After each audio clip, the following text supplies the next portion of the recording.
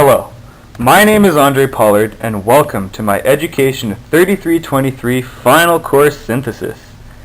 For the purpose of this course, I will be discussing assessment through creating a feedback loop. I will also be interviewing individuals with no practice in education regarding their personal opinions and experiences on assessment. So please sit back and enjoy.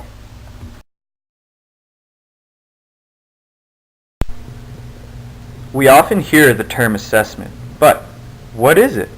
Well, Stiggins and Shepri describe assessment as being, in part, the process of gathering evidence of student learning to inform instructional decisions. This process can be done well or poorly. To promote student success, we must all be able to do it well.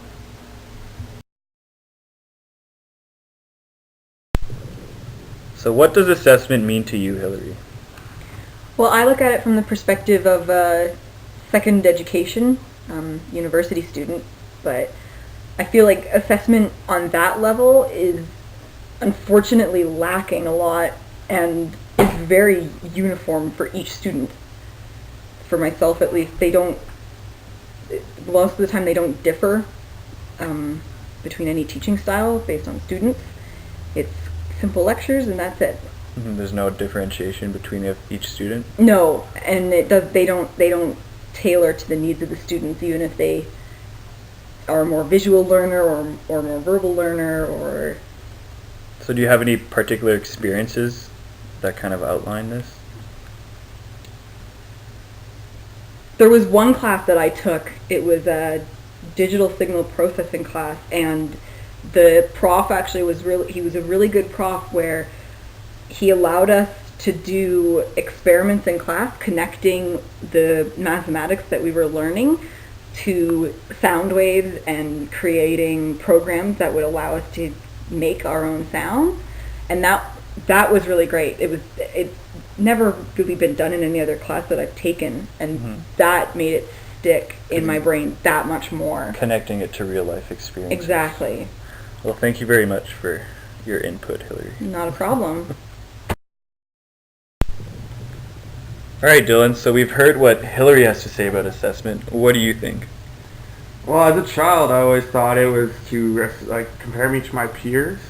But as I got older, I noticed it was to motivate me, see where I am within my program.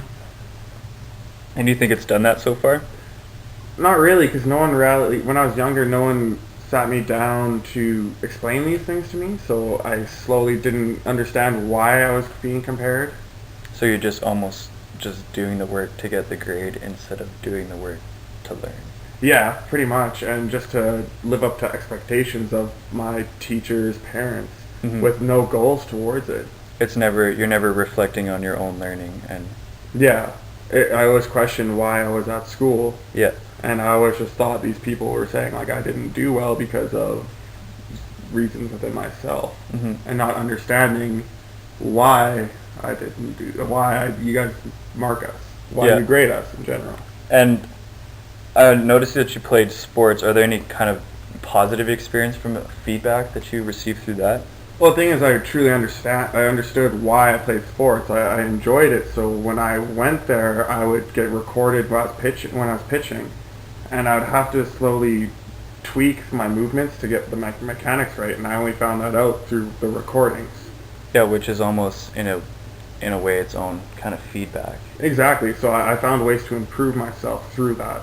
So you're just saying, for you, the big thing is you need that feedback from the teacher, the direct level personal feedback that kind of determines why you're doing this task or whatever for your learning. Well, exactly, and also if I don't feel like I'm understanding, I've never really got a person to tell me why. So you were learning to know instead of learning to understand. Yes. Yeah. Well, thanks very much, Dylan.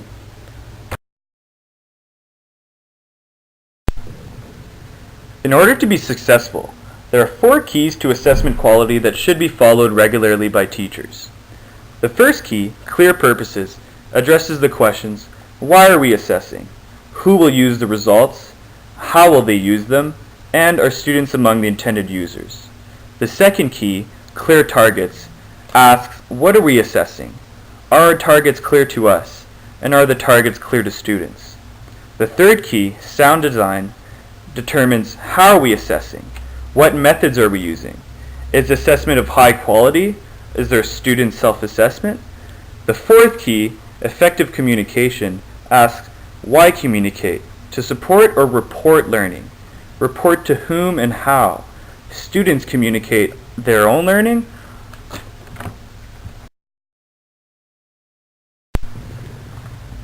Because assessment is essential to giving the proper feedback for our students, it is important that we, as teachers, create this feedback loop in order to promote and facilitate a positive learning experience for all our students. I hope you enjoyed my digital story. Until next time, Andre out.